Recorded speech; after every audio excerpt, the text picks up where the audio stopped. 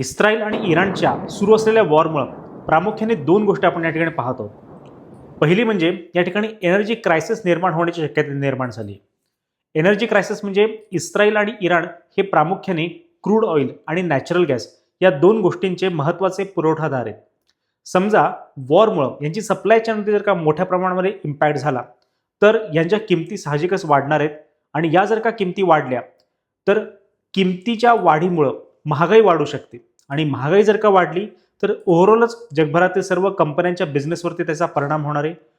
उत्पादन कॉस्ट वाढल्याने, production cost वाढल्याने स्टॉक प्राइसेसवर त्याचे विपरीत परिणाम होतात, कारण की त्या ठिकाणी कंपन्यांची प्रॉफिटेबिलिटी कमी होऊ शकते आणि ओव्हरऑलच या ठिकाणी आपण सर्व स्टॉक मार्केटमध्ये पॅनिक सेल ऑफ पाहू शकतो.